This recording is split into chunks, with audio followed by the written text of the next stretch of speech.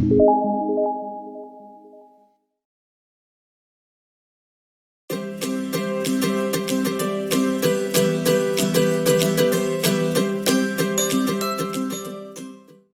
to all of you.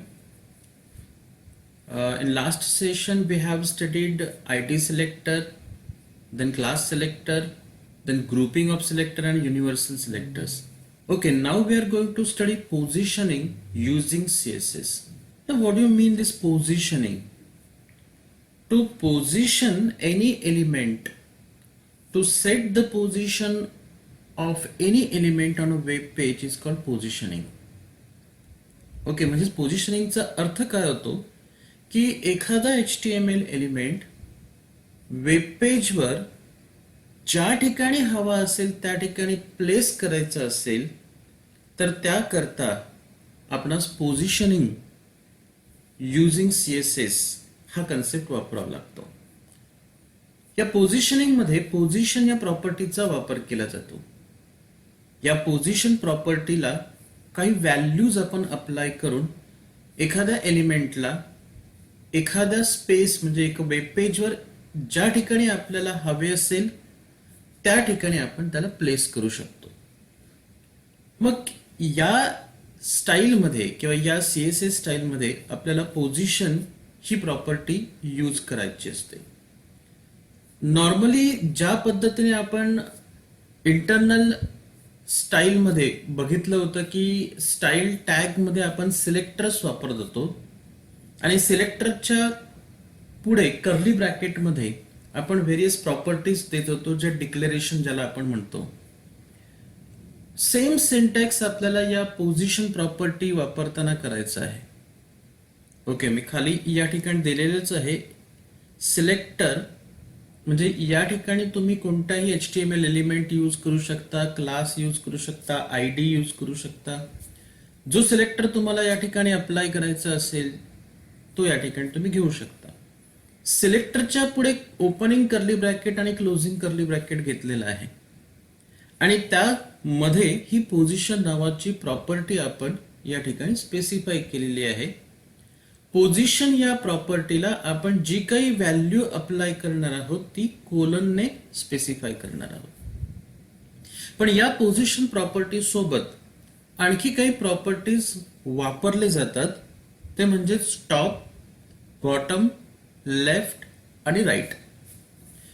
आता शब्दशः जर अर्थ बघितला, the top means to specify the top most portion और to specify the space from top most portion. Top margin जी आहे त्या मार्जिन कडनं समजा स्पेस तुम्हाला स्पेसिफाय करायची असेल तर ती आपण टॉप या प्रॉपर्टीने स्पेसिफाय करतो. सिमिलरली बॉटम पासून जी स्पेस स्पेसिफाय करायची असेल म्हणजे बॉटम मार्जिन जी असेल त्या बॉटम मार्जिन पासून जर स्पेस स्पेसिफाय करायची असेल तर by using bottom property we can specify in number of pixels. Same left आणि राईट, लेफ्ट मार्जिन पासून एखादी स्पेसिफाय करायची असेल स्पेस तर लेफ्ट आहे, राईट पासून करायची असेल तर राईट आहे. ओके, हा नंबर ऑफ पिक्सेल्स मधनं आपण नेहमी स्पेसिफाय करत असतो स्पेसेस. ओके, तर top colon value, left colon value, bottom colon value, right colon value अशा पद्धतीने आपण हे स्पेसिफाय करत असतो एखादी व्हॅल्यू या प्रॉपर्टीजना. पण या ठिकाणी मात्र एक गोष्ट लक्षात ठेवावी लागेल की या चारही प्रॉपर्टी पैकी म्हणजे टॉप, बॉटम, लेफ्ट आणि राईट प्रॉपर्टी पैकी कोणते दोन प्रॉपर्टी ऍट अ टाइम तुम्ही यूज करू शकता. जसं टॉप लेफ्ट आणि bottom right at a time चारही प्रॉपर्टीज तुम्हाला वापरता येणार नाहीत आणि त्याचा उपयोग होणार नाही. ओके, तर तुम्हाला टॉप लेफ्ट किंवा बॉटम राईट ह्या दोघांपैकी एक प्रॉपर्टी म्हणजेच दोन पेअर पैकी एक प्रॉपर्टी तुम्हाला वापरावी लागेल. ओके, तर ह्या पोझिशन प्रॉपर्टीला जे तुम्ही यूज करता तर कोणकोणत्या पॉसिबल व्हॅल्यूज या पोझिशन प्रॉपर्टीला तुम्ही अप्लाय करू शकता हे आपण पुढे बघणार आहोत. ओके, या अगोदर आपण एवढा पार्ट स्टडी केलेला आहे की पोझिशन प्रॉपर्टी कशासाठी वापरली जाते. एखादा HTML एलिमेंट वेब पेजवर ज्या ठिकाणी पाहिजे असेल त्या ठिकाणी समजा तुम्हाला प्लेस करायचा असेल तर पोझिशन या प्रॉपर्टीचा वापर केला जातो आणि पोझिशन प्रॉपर्टी बरोबर टॉप, लेफ्ट, राईट, बॉटम ह्या 4 प्रॉपर्टीजला देखील 4 पैकी 2 प्रॉपर्टीजना आपण वापर करणार आहोत. ओके, आता या पोझिशन प्रॉपर्टीला कोणकोणत्या व्हॅल्यूज आपण अप्लाय करू शकतो? So here are 4 types of position values. The first is a static, second is a fixed, third is a relative, and fourth is a absolute. Okay, here we have to consider that when you write any program in Notepad, when you save it or any editor and save it, and when you open it in a browser, at that time it continues the document flow. Normal जो document flow आहे तो आहे ज्या पद्धतीनं तुम्ही ज्या सिक्वेन्सने तुम्ही programme लिहिलेला आहे त्याच सिक्वेन्सने तुम्हाला आउटपुट मध्ये फ्लो डिस्प्ले होत जातो. म्हणजे सगळ्यात पहिल्यांदा समजा तुम्ही हेडिंग यूज केलं असेल तर हेडिंग आउटपुट मध्ये पहिल्यांदा दिसणार. त्यानंतर समजा तुम्ही इमेज प्लेस केली असेल तर इमेज तुम्हाला दुसऱ्या नंबरवर दिसेल. त्यानंतर तुम्ही समजा एखादा पॅरेग्राफ प्लेस केलेला असेल तर तुम्हाला पॅरेग्राफ तिसऱ्या नंबरला दिसेल. ओके, हा झाला normal flow. Okay, this is called normal flow. आणि नॉर्मल फ्लो हा नेहमी जो प्रोग्राम तुम्ही नोटपॅड मध्ये किंवा एडिटर मध्ये लिहिलेला असेल तोच सिक्वेन्स नॉर्मल फ्लो फॉलो करतो. ओके, ज्यावेळी तुम्ही कोणतीही प्रॉपर्टी पोझिशन प्रॉपर्टी वापरत नाही म्हणजे पोझिशन प्रॉपर्टीज तुम्ही वापरली नसेल तर by default it will consider as a static. आणि स्टॅटिक मध्ये काय येतं की the element are position in a normal flow of document. म्हणजे जे डॉक्युमेंट तुम्ही यूज केलेलं असेल त्या डॉक्युमेंटमध्ये नॉर्मली सिक्वेन्शियली आपल्याला जे एलिमेंट्स तुम्ही वापरले असतील त्या एलिमेंटच्या सिक्वेन्सनुसार आउटपुट डिस्प्ले होतं. तो नॉर्मल फ्लो त्या एलिमेंट्सचा डॉक्युमेंट कन्सिडर करतं. ओके, केव्हा ज्यावेळी तुम्ही पोझिशन कोलन स्टॅटिक वापरलेलं असेल किंवा कोणतीही property use position property use केलेली नसेल त्यावेळी नॉर्मल फ्लो कन्सिडर केला जातो. So static is by default value for the position property. Okay, हा सगळ्यात महत्वाचा पार्ट लक्षात घ्यावा लागेल की बाय डिफॉल्ट व्हॅल्यू कोणती असते पोझिशन या प्रॉपर्टीला तर ती असते स्टॅटिक. आणि स्टॅटिकने काय होतं तर नॉर्मल फ्लो मध्ये तुम्हाला एलिमेंट्स वेब पेजवर डिस्प्ले होतात. ओके, तर स्टॅटिक पोझिशनने आपल्याला नॉर्मल फ्लो डिस्प्ले होईल. आता आपण एक प्रोग्राम बघणार आहोत. ओके, ज्या प्रोग्राम मध्ये नॉर्मली स्टॅटिक फ्लो कसा यूज केला जातो, फिक्स्ड फ्लो कसा यूज केला जातो, ऍब्सोल्यूट, रिलेटिव्ह याच्यामध्ये फ्लो मध्ये काय चेंजेस होतात हे आपण स्टडी करणार आहोत. ओके, तर सगळ्यात पहिला general structure of HTML. As usual आपण HTML चं जनरल स्ट्रक्चर टाईप करून घेऊ.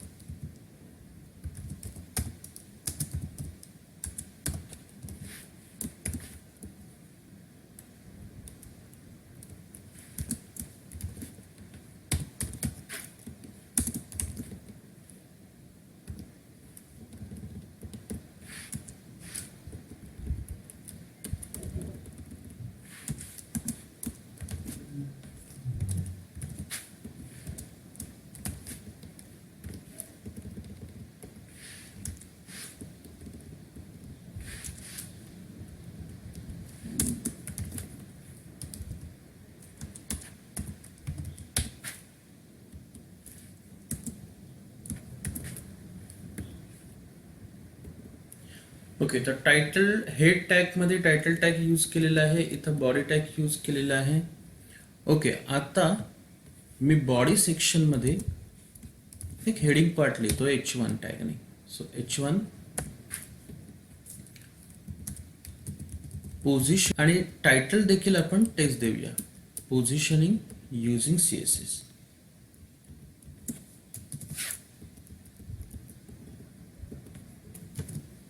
ओके, सो टायटल टॅग मध्ये आपण पोझिशनिंग युजिंग CSS हे देखील स्पेसिफाय केलेलं आहे. नाउ H1 टॅग नंतर मी एक div टॅग यूज करतो. आता div टॅग म्हणजे काय, तर एक डिव्हिजन HTML चा किंवा वेब पेजचा एक सेक्शन तयार करतो. हे HTML च्या डॉक्युमेंटला एका सेक्शन मध्ये डिव्हाइड करतो आहे. So I am using this div tag. Okay, तर div टॅग मी या ठिकाणी यूज केला. या div टॅग मध्ये मला एक बॉक्स तयार करायचा आहे. Is content.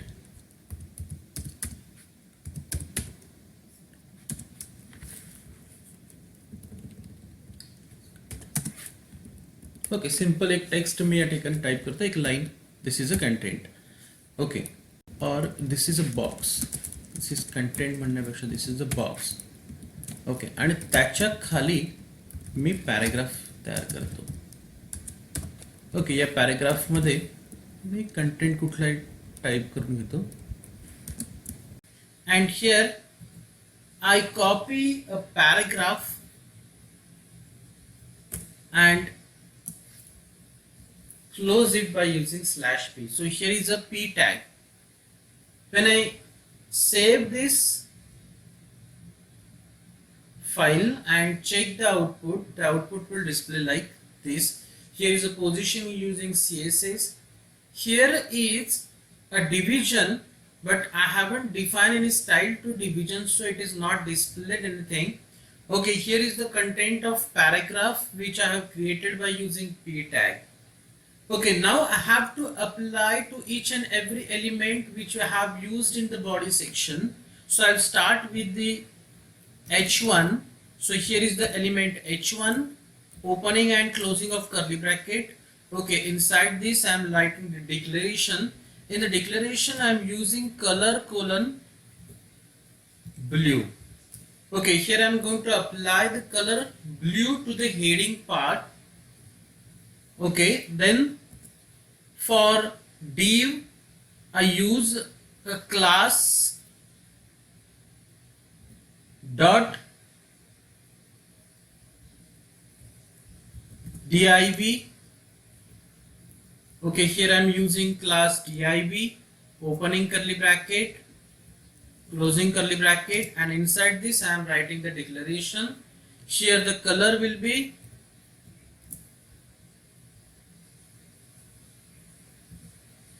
red. Here I am giving the width colon 200, and here I am giving height colon 200 pixels. Here I have to write pixel because width is has to provide in number of pixels. So color red, and the background color background dash color colon red. No, not red, because the font color I have taken as red. So here I am using yellow. Okay, so this division is declared with the style, and next is a paragraph. So I'll write for paragraph P, opening and closing curly bracket. Inside this I'm writing color colon which color? Green. Okay, so these three styles I have applied. Now save this document. Okay, and here is a H1, it will directly apply, but here I have to define that class name is equal to what? div. Div is the class name. Okay, again I am saving this document, file save, and we'll check the output. Okay, so here is the output. Here the color blue displayed to the heading part. Then a divergent section creates a box with a yellow background, and the content I have to write. So writing here content, this is a box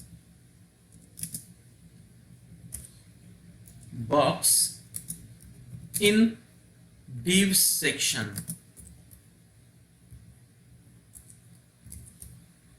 Okay, so I save this part and check the output. So here is this is a box in div section and the content is displayed with the red color, because see here we are applying style color colon red. We have specified width is colon 200 pixels and height colon 200 pixels. So 200 pixels width and 200 pixels height is taken by this section, and the background color of this section will be yellow. Why? Because here we have specified background dash color colon yellow. Okay, here P style is a color colon green. Here we have applied is a by default. This all paragraph will display in the content, whole paragraph will display in green color.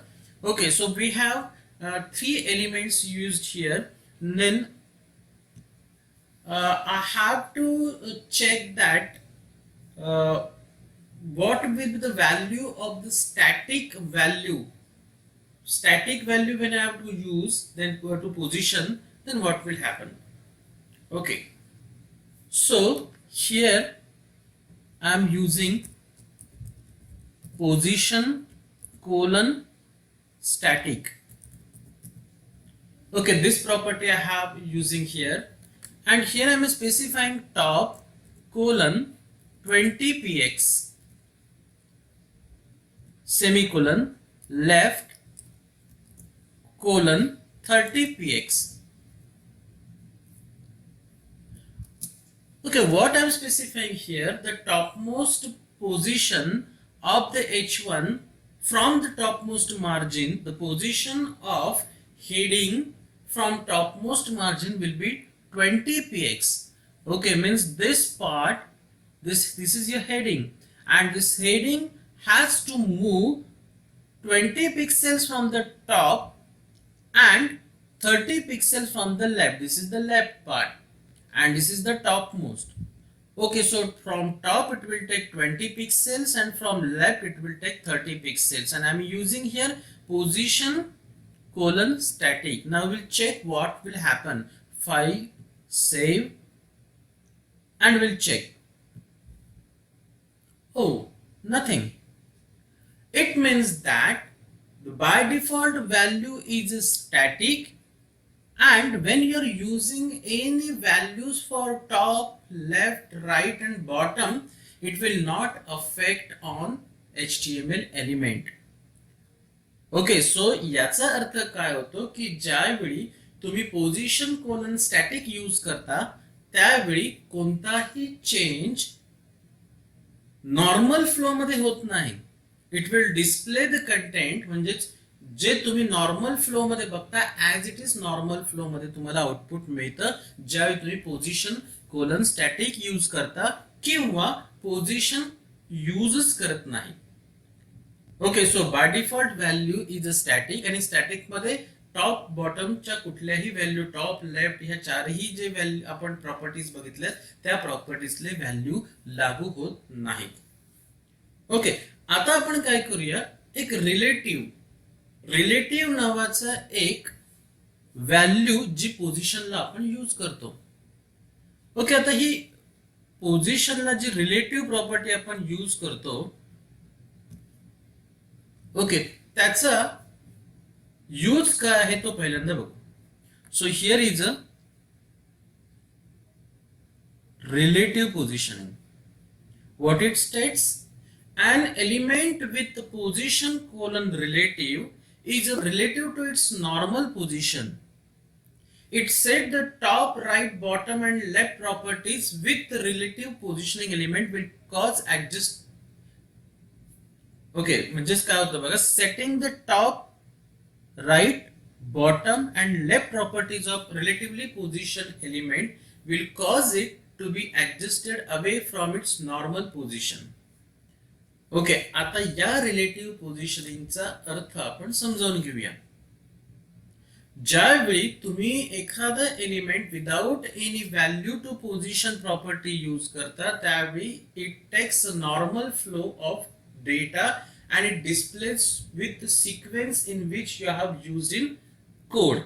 Okay, म्हणजे ज्या code sequence मध्ये तुम्ही code दिलाय त्याच कोडच्या sequence मध्ये तुम्हाला output display होतं. That is called normal flow.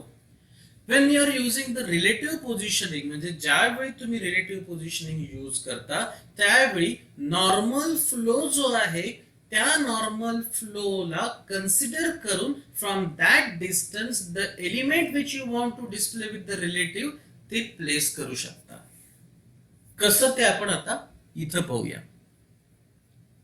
We'll again go to our previous code. आता हा आपला प्रेव्हियस कोड आहे. आता या प्रेव्हियस कोड मध्ये आपण H1 साठी जो पोझिशन कोलन स्टॅटिक लिहिला होता, here I am apply a small change. Here I am using relative. मगाशी आपण आउटपुट बघितलं, ज्यावेळी स्टॅटिक केलं होतं या ठिकाणी कोणताही चेंज आपल्याला दिसला नाही. Now what I am doing, position colon relative. When I say position colon relative and save the document file, save and check the output, refresh. काय झालं, position using CSS चं जे heading होतं that shifts by 20 pixels from the normal position of position using CSS and 30 pixels from the left.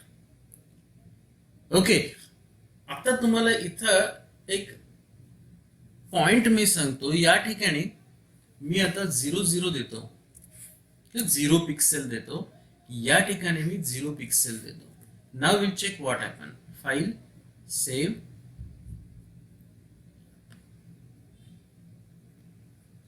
Refresh. काय झालं, मगाशी जो normal flow होता बरोबर त्याच नॉर्मल फ्लो मध्ये तुम्हाला पोझिशनिंग युजिंग सीएसएस दिसत आहे. ओके, म्हणून एक गोष्ट लक्षात ठेवायची, Wien you say position colon relative at that time the normal position is considered as a base position. म्हणजेच काय, तर ही जी पोझिशन आहे नॉर्मल पोझिशन म्हणजेच विदाउट एनी पोझिशनची व्हॅल्यू तुम्ही त्या ठिकाणी यूज करत असाल, एखादा एलिमेंट वापरत असाल, तर तो एलिमेंट ज्या प्लेसला येतो that is called normal position. आणि या नॉर्मल पोझिशन पासनं रिलेटिव्ह पोझिशनिंग काउंट होतं. टॉप पोझिशन पासनं जर 20 पिक्सेलने आपल्याला शिफ्ट करायचं असेल, म्हणजे ही नॉर्मल पोझिशन आहे, या नॉर्मल पोझिशन पासनं 20 पिक्सेलने खाली आपल्याला सरकवायचं असेल आणि लेफ्ट म्हणजे इथून तुम्हाला 30 पिक्सेलने लेफ्ट साइडला सरकवायचं असेल तर आपण 20 px आणि 30 px देऊन शिफ्ट करू शकतो. नाउ चेक, सेव्ह करूया आणि चेक करू. Okay, so from here 30 pixels and from here 20 pixels and here 30 pixels. Okay, आता आपण ही 50 करून चेक करू.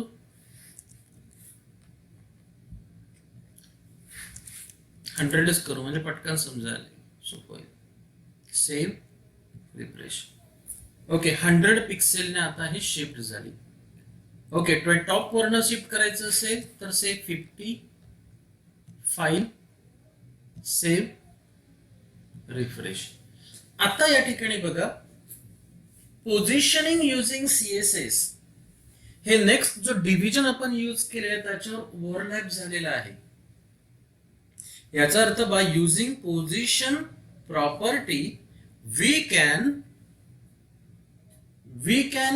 Overlap an element on other element. हे का होतं, तर ज्यावेळी आपण रिलेटिव्ह पोझिशनिंग यूज करतो त्यावेळी ज्या एलिमेंटला आपण रिलेटिव्ह पोझिशनिंग यूज करतो तो एलिमेंट नॉर्मल फ्लो मधनं बाहेर पडतो. आणि नॉर्मल फ्लो मधनं तो बाहेर पडल्यानंतर ज्या ठिकाणी तुम्हाला प्लेस करायचा असेल त्या ठिकाणी तुम्ही तो एलिमेंट प्लेस करू शकता by using top, left, bottom and right properties. Okay, म्हणजेच रिलेटिव्ह पोझिशनिंग ज्यावेळी तुम्ही यूज कराल त्यावेळी तो जो एलिमेंट आहे तो एलिमेंट नॉर्मल फ्लो पासून बाहेर पडतो.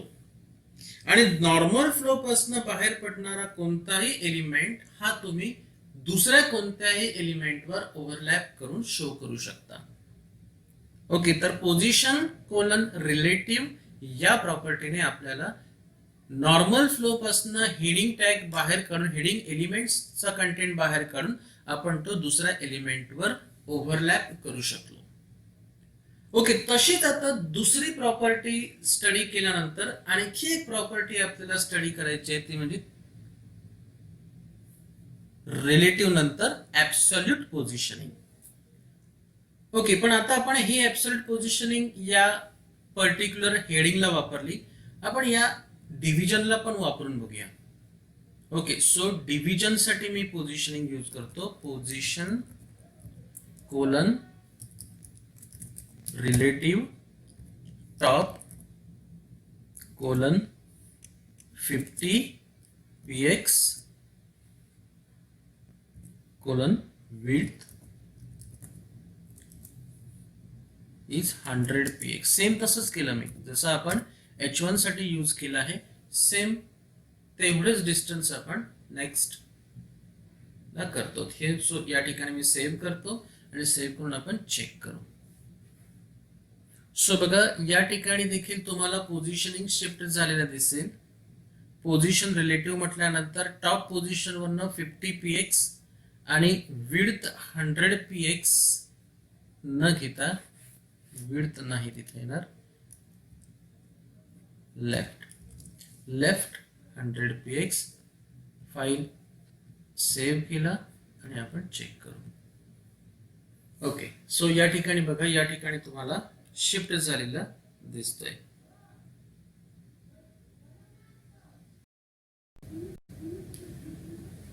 Okay, so now we will see absolute positioning.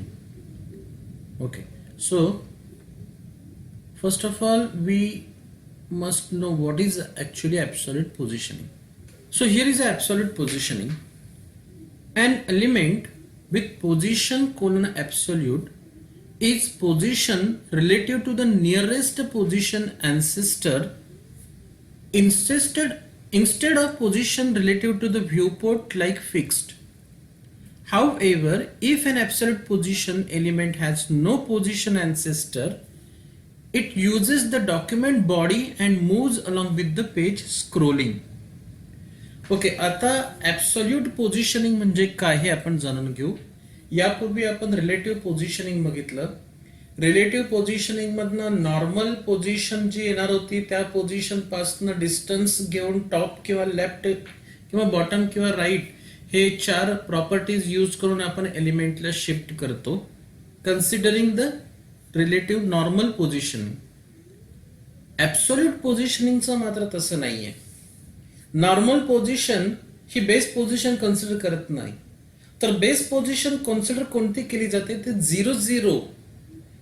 0 x axis 0 Y axis, म्हणजेच तुमच्या स्क्रीनचा किंवा डॉक्युमेंटचा, ज्या डॉक्युमेंट व्हाईट स्क्रीन एरिया जी तुमच्या ब्राउझरमध्ये डिस्प्ले होते, त्या व्हाईट स्क्रीन एरिया मधला 0 म्हणजे topmost left position, topmost left corner is called 0 आणि नेहमी ऍब्सोल्यूट पोझिशनिंग ही त्या 0 पासून काउंट होते. ओके, त्यामुळे इथं ज्यावेळी तुम्ही ऍब्सोल्यूट पोझिशनिंग काउंट करणार, तर ऍब्सोल्यूट पोझिशनिंग जर काउंट करायची असेल तर टॉप डिस्टन्स आणि लेफ्ट डिस्टन्स हे topmost leftmost portion of the white area of the screen, म्हणजे ब्राउझरचा जो व्हाईट एरिया तिथनं काउंट होणार. पण समजा ऑलरेडी तुम्ही एखादा अँसेस्टर एलिमेंट तुमच्या वेब पेजवर इन्सर्ट केलेला आहे आणि त्या अँसेस्टर एलिमेंटला कन्सिडर करून जर तुम्ही ऍब्सोल्यूट पोझिशनिंग जर करत असाल, तर त्या अगोदर इन्सर्ट केलेल्या अँसेस्टर एलिमेंटला कन्सिडर करून ऍब्सोल्यूट पोझिशनिंग आपली पोझिशन ऍडजस्ट करते. ओके, प्रॅक्टिकली आपण या गोष्टी बघणार आहोत. तर ऍब्सोल्यूट पोझिशनिंगने कोणताही एलिमेंट जर आपल्याला वेब पेजवर प्लेस करायचा असेल तर तो कसा केला जातो हे आपण आता स्टडी करू. ओके, यासाठी आपण एडिटर आणि ब्राउझर एक्सप्लोररवर जाऊया. ओके, चला तर आपण या ठिकाणी ॲब्सोल्यूट पोझिशनिंगचं आउटपुट किंवा ॲब्सोल्यूट पोझिशनिंग कसं वर्क होतं ते बघूया. ओके, इथं आता H1 आणि .div साठी मी कोणताही स्टाईल यूज केलेलं नाही. आता ॲब्सोल्यूट पोझिशनिंग ही नेहमी 0-0 कन्सिडर करतं top most left position. Okay, त्यामुळे जर या पोझिशनला मी ॲब्सोल्यूट करत असेल, पोझिशन कोलन ॲब्सोल्यूट, ओके, आणि टॉप 0 दाखवलाय, लेफ्ट 0 दाखवलाय. ओके, ह्या डी मुळे बॉक्स कुठचा दिसतो आहे हा. And suppose I give position colon absolute means I am specifying absolute value to the positioning of this division, this yellow wise section or yellow wise this box. Okay, then what will happen? Okay, it will shift toward 0 and 0, toward topmost 0 and leftmost 0. This values will is specified to this. Here 0 pixels I have specified to top and 0 pixels to the left. So 0 is the starting value taken by this division. We will check the output, save this program and check the output. See, this 0 is considered. म्हणजे absolute positioning ज्यावेळी आपण specify करतो त्यावेळी absolute पोझिशनिंगने जे topmost left जो 0 आहे हा consider करून मग ॲब्सोल्यूट पोझिशनिंग त्या ठिकाणी दिली जाते. इथं समजा मी 50 पिक्सेल्स घेतलेत आणि इथं 100 पिक्सेल्स घेतलेत, तर या 0 पासून 50 आणि 100 कन्सिडर होणार आणि तसंच तो एलिमेंट शिफ्ट होणार. फाईल सेव्ह आणि इथं चेक करूया. सी, हा या 0 पासनं या ठिकाणी 50 नंबर ऑफ पिक्सेल्सने टॉपला शिफ्ट झाला आणि 50 नंबर ऑफ पिक्सेल्सने लेफ्टला शिफ्ट झालेला आहे. ओके, जर तुम्ही हा पोर्शन वाढवलात तर 200 केलात, file save, now check, it will shift here. Okay, left पासनं हा इथं शिफ्ट झाला. 0 केल्यानंतर हा बरोबर या ठिकाणी सुरू होता. आता दोघांमधला डिफरन्स बघा. रिलेटिव्ह मगाशी बघितलं, ॲब्सोल्यूट आता बघताय. When you specify a value relative to the position, then the normal position is considered as a base position. म्हणजेच या ठिकाणी जी नॉर्मल पोझिशन आहे ती बेस पोझिशन कन्सिडर करून तिकडनं एलिमेंट शिफ्ट होतो. ओके, पॅरेग्राफची नॉर्मल पोझिशन ही होती मगाशी, इकडे होती. ओके, त्यानंतर याची नॉर्मल पोझिशन मध्ये होती आणि याची नॉर्मल पोझिशन आहे त्याच पोझिशनला होती.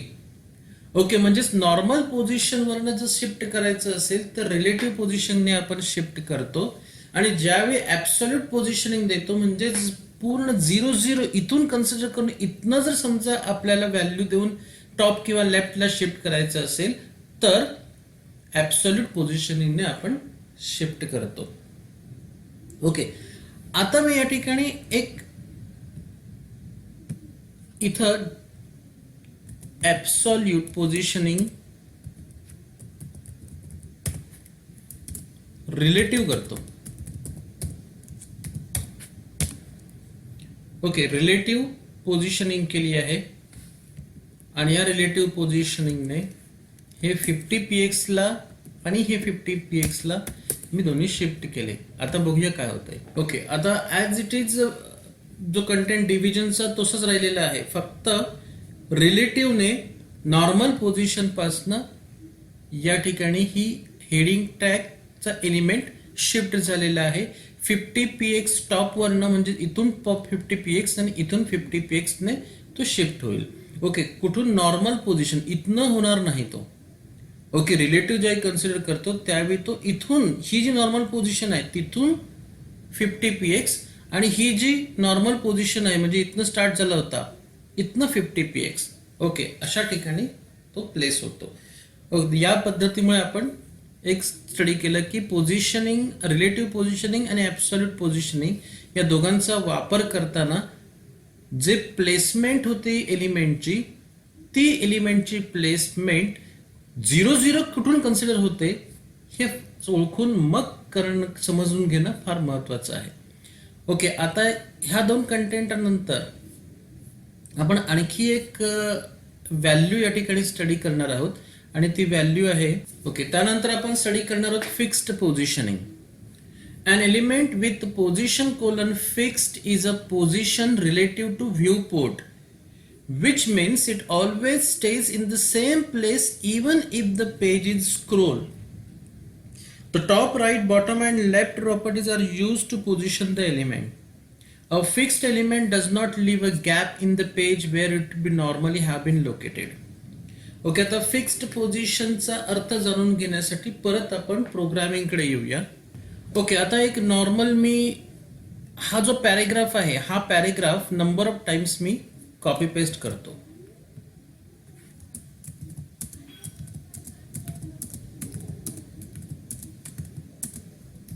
आणि याचा आउटपुट आपण आता चेक करू.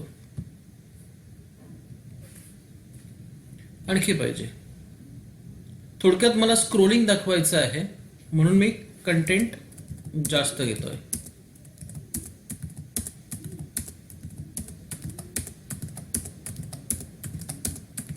ओके, आणि हा सेव्ह करतो. File, save, refresh. ओके, आता कंटेंट वाढलेला आहे तर स्क्रोल बार इनेबल झालेला आहे. आता मी हा स्क्रोल बार ज्यावेळी स्क्रोल डाऊन करतो त्यावेळी बघा हे सगळे जे एलिमेंट्स आहेत ते अपवर्ड चाललेले आहेत. पण आता मला समजा हा बॉक्स जो आहे हा बॉक्स या व्ह्यूपोर्ट म्हणजे हा जो ब्राउझरचा एरिया डिस्प्ले होतो आहे त्याला व्ह्यूपोर्ट म्हटलं जातं. आणि या व्ह्यूपोर्टमध्ये ठराविक जागी तो मला फिक्स ठेवायचा आहे. मी समजा page scroll up scroll down केलं तरी त्याची जी पोझिशन आहे ती फिक्स्ड राहिली पाहिजे. असं जर करायचं असेल तर त्यासाठी मला प्रोग्राममध्ये एक मायनर चेंज करावा लागेल. जिथं मी म्हटलेल्या आहे या डिव्हिजनला ॲब्सोल्यूट, तिथं मी फक्त चेंज करणार fixed. Okay, here I am applying this fixed value to the position property. Now we will check, save, refresh केल्यानंतर मी ह्या पेजला स्क्रोल अप स्क्रोल डाऊन करतोय पण नेमकी ज्याला आपण फिक्स्ड पोझिशन केलेलं आहे ती मूव्ह होत नाही. ओके, याचा अर्थ when we use fixed value to position property, then that element is fixed on the viewport. When you scroll up or scroll down any page or that page, then that particular element which have the fixed position will not move. Okay, the fixed position चा हा फायदा आहे. So here we have studied 4 different values for position attribute or position property. Those are top, left, right, bottom, and those are fixed, relative, absolute, and static. One more position is used. It is not in your syllabus, but even though I am telling you, that is sticky. When I said sticky and save the document, refresh it and check that.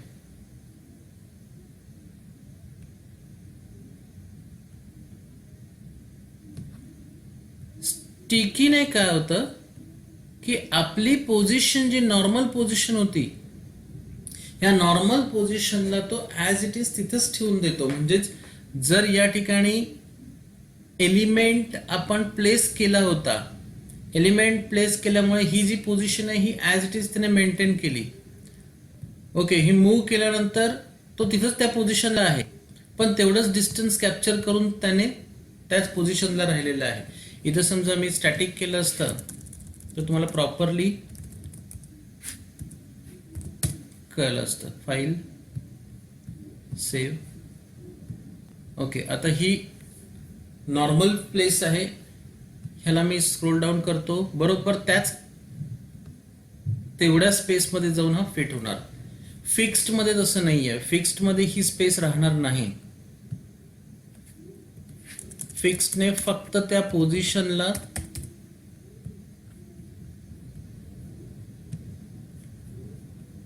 Normal position ठेवत नाही, तर fixed मध्ये ती position इथली निघून जाते. Okay, एकाच पोझिशनला ती फिक्स्ड येते. त्याला फिक्स्ड ज्यावेळी आपण म्हणतो त्यावेळी फ्लो मधनं, नॉर्मल फ्लो मधनं तो जो एलिमेंट आहे तो बाहेर येतो. ओके, नॉर्मल फ्लो मध्ये राहत नाही. आणि स्टिकी ज्यावेळी करतो त्या स्टिकी केल्यामुळे तो नॉर्मल फ्लो मध्ये पहिल्यांदा राहतो आणि ज्यावेळी आपण स्क्रोल अप स्क्रोल डाऊन करतो त्यावेळी तो फिक्स्ड पोझिशनला येतो. ओके, तर हा स्टिकी आणि फिक्स्ड मधला फरक आहे. आपल्या सिलेबसमध्ये स्टिकी यूज केलेलं नाही, पण एक एक्स्ट्रा नॉलेज म्हणून मी तुम्हाला या ठिकाणी हे सांगितलं आहे.